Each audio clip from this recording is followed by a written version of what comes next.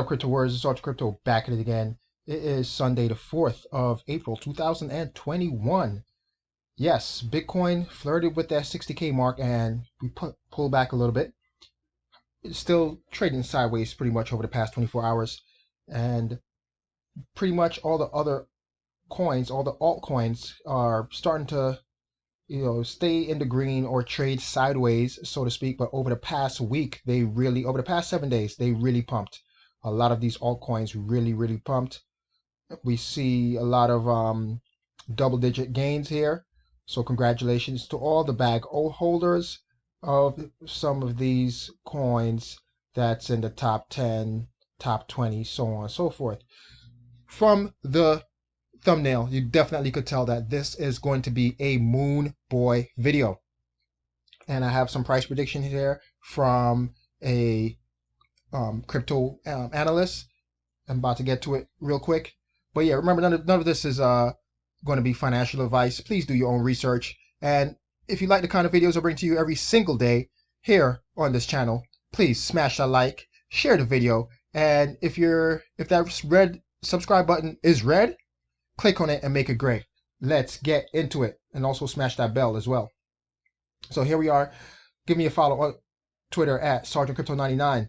And this is coming from Michael Vandepop or Vande Pope. I'm going to go with Vandepop. And reminder, peak high bull cycle predictions. So he's predicting Bitcoin to be during this bull cycle, not the year 2021. We don't know when the bull cycle is going to end. He's not saying by the end of this year. He's saying bull cycle. Big difference. He's saying by the peak, not the end of the bull cycle, but the peak of the bull cycle, we're going to have a 350 to 450K Bitcoin. Also, an Ethereum price of 10,000 to 17.5K Ethereum. And as you can see, we're currently sitting at right here, right now. So he's looking at a 5 to maybe, let's call it a 5 to 8x from here, right? Or more, 7.5x pretty much. But, oh no, 5 to 8x from right here. 18K, yeah, so 5 to 9x actually from today's prices of around $2,000. Bitcoin, we call it 60 into, so that's possibly a 6 to maybe 8x from here. So again, do your own research, right? I'm just trying to do the numbers in my head, and it's kind of late, so I'll probably definitely off. But he's calling for a Polkadot price of 250 to 350, right? And as you can see, Polkadot right now, we'll just call it what, $45 or 50, and that's let me see, 250, a 5 to maybe 7x from this price. We'll just call it $50, right? What's a few bucks between friends? Just round up to make the number easier in my head. Cardano is the next one. He's calling for pretty much a 10 to 20x, because he's saying a Cardano could be at $10 to $20 about a peak bull cycle, right? So Cardano 10 to 20x, that'd be great. Okay, what else we got? We got Zilliqa. He's calling ZIL for $5 to $7 ZIL.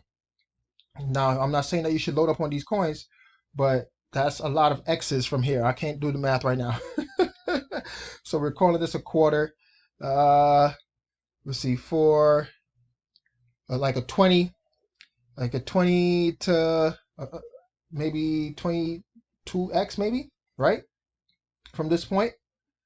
And Elron Gold is calling for 500 to 750.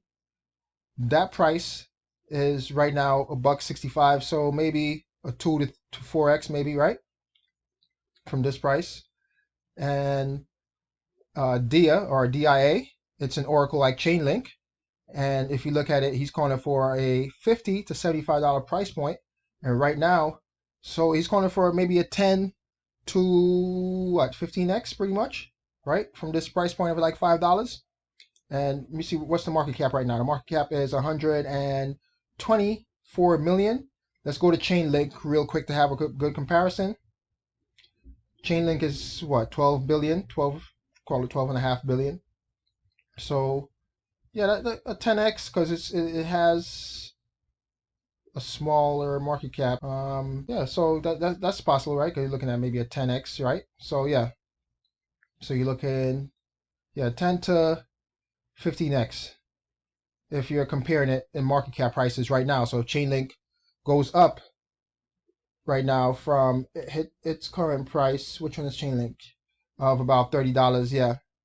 So that makes up, that looks about right. So he's calling for, those are his price predictions, and he's not pulling numbers out of his ass. Go check his video out. Like I said, I liked it on Twitter. So come to Twitter, give me a follow, and then you'll see the tweets that I like, and you'll be able to watch the video here. So yeah, let me know what you guys think as far as his price predictions for peak high bull cycle. Okay, now let's go into why Bitcoin could actually, all right, from just fundamental analysis here from Cointelegraph, why Bitcoin could actually go to about $500,000 this bull cycle. All right, pension funds and insurance firms alive to Bitcoin investment proposal. Bitcoin's appeal among institutional investors is spreading towards insurance firms, life and annuity companies. This is a deep dive article, and if you know anything about life insurance or annuity companies, they are extremely conservative. They don't just, their whole point is to not lose money, okay? Not to lose capital. They're not going to just invest into anything willy-nilly. They're going to do their research and then do it again and then do it again, right? So DYOR, super conservative as far as investing goes with these type of firms. All right, life and annuity companies are increasingly dedicating part of their asset base to Bitcoin. While the top crypto has delivered the best returns over the past decade, the long talked about institutional herd seems to be finally making its way to the Bitcoin market. Now, here's the kicker, right? During the bear market of 2018, Bitcoin development efforts from multiple stakeholders seemed to focus on improving Bitcoin's regulatory stance. During that bear market, when it was, crashing and people claimed that Bitcoin was dead, that's when all the building was taking place. While you were being distracted by the price, all the building was taking place. That's the time you should, you should always be stacking sats, of course, but that's the time you should be stacking sats when Bitcoin looks boring, when the price is trading sideways, like right now. It's flirting with 60K and it drops right back down to like 55K and it goes back up. Like, it's just flirting with that price point. Okay. But back then, 2018, it dropped from, I'm sorry, it dropped from 20,000 to November 2018, all the way down to 3K. So that was the time you should have been stacking sats, right? As much as possible, even if you were able to stack a whole Bitcoin or more.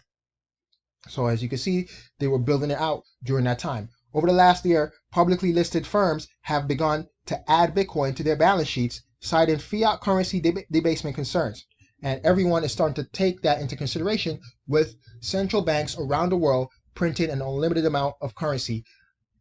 They are protecting themselves and protecting their customers, protecting their assets under management from currency debasement by taking into consideration something like Bitcoin. All right, retirement funds holding Bitcoin. So Bitcoin's similarities to gold make Bitcoin an attractive asset for life and annuity firms. All right, so you scroll down some more. So I covered this story a couple of weeks ago where the New Zealand fund, right, retirement fund of $350 million allocated 5% of their fund into Bitcoin, and they started doing it back in October of 2020 at a Bitcoin price of around 10K. All right, so back in 2018 and 2019, Morgan Creek's Mark Yusko and Anthony Pompliano identified pension funds and insurance as a class of institutional investors that should consider investing in Bitcoin.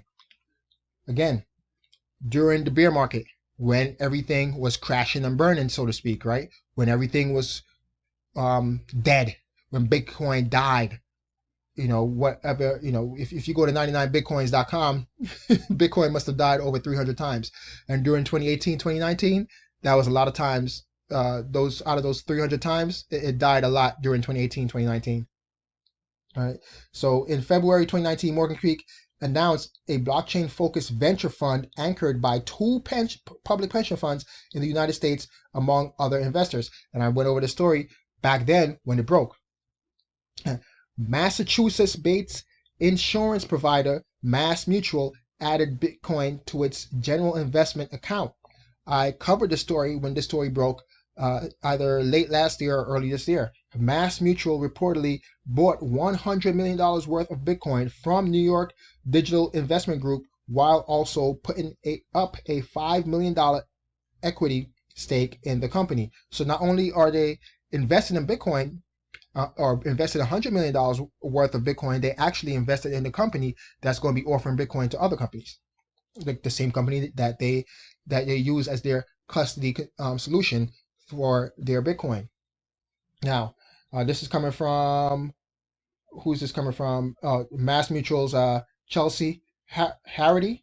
Okay, she is the investment person over there at Mass Mutual. So in addition, our investment in NYDIG and Bitcoin aligns with Mass Mutual's overall commitment to innovation, giving us measured yet meaningful exposure to a growing economic aspect of our increasingly digital world. Importantly, our $100 million investment in Bitcoin through NYDIG represents 0.05% or less than 0.1% of our total GIA. So they're not investing, they're not betting the farm here. Less than a percent. Less than a percent, they're putting it into Bitcoin. That 100 million, right, depending on when they bought Bitcoin, has probably doubled already or even tripled. So again, there's a lot of upside for them when considering Bitcoin. And other investment firms or other insurance companies, other pension funds are seeing this happen, and they can't miss out on it. They're going to have that FOMO, like I went over that story the other day with that billionaire. I think he was from Sweden or Switzerland, I can't remember, but he didn't want his billionaire peer to be making billions, right? Making a lot of money while he wasn't. So that was his reason for jumping into Bitcoin. Okay, that FOMO on a higher level, so to speak. All right, hedging dollar-dominated liabilities. NYDIG CEO Robert Gutman, this is his quote: "If you look at the world today on a forward basis, it is reasonable to be asking yourself as an investment committee or as an allocation committee if having all their assets dominated in dollars against dollar-denominated liabilities is the right allocation mix." And this is why they're bringing Bitcoin into the fold and into their assets under management and investing into Bitcoin. And that's his argument, or that's his thesis as to why you should invest in Bitcoin. All right, so we scroll down some more. Sovereign wealth funds next in line. And I went over this one a couple of weeks ago as well. According to NYDIG's Gutman, governments are also in talks with the company toward allocating some of their assets to Bitcoin. Now, we're going to have governments directly investing into Bitcoin, all right, either through mining for Bitcoin, like investing in the mining company, or investing into the underlying asset itself, okay? While having direct exposure is likely what these talks are about, Norway's, and they're giving an example, Norway's oil fund, the government's pension fund, holds an indirect Bitcoin investments. The world's largest sovereign wealth fund with over $1 trillion in assets has indirect Bitcoin exposure via its investment in business intelligence firm MicroStrategy. And we saw how MicroStrategy, took off to the moon once it came out that they invested in Bitcoin. Their stock prices have, 5x since that announcement. Temasek, this is Singapore's sovereign wealth fund, is also a Bitcoin investor, according to Raoul Pal.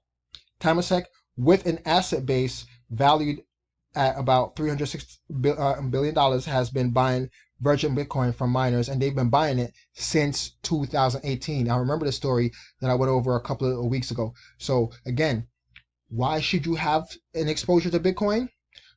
In my opinion, again, this is my opinion, not financial advice, because Bitcoin was made for us, made for the regular people, right?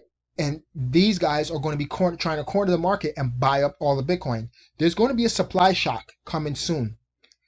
All the Bitcoin are exiting from exchanges and it's going into big whales wallets.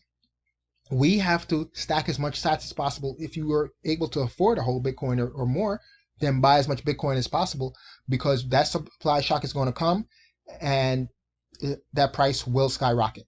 All right, let's discuss it in the comment section below. Let me know what you guys think about the supply shock, about these sovereign wealth funds possibly investing in Bitcoin. We already saw one that's already doing it, and all these insurance companies and different wealth funds and different pension funds and insurance firms getting into the Bitcoin space, buying up all the Bitcoin. Not only publicly traded companies, but now we're starting to see the most conservative of institutions, which are the insurance firms, which are the pension funds, getting into the Bitcoin space. And some of them have been stacking their Bitcoin since 2018 and 2019, while we were worried about the price of it being under 10K. All right, again, don't listen to what they say. Look at what they are doing.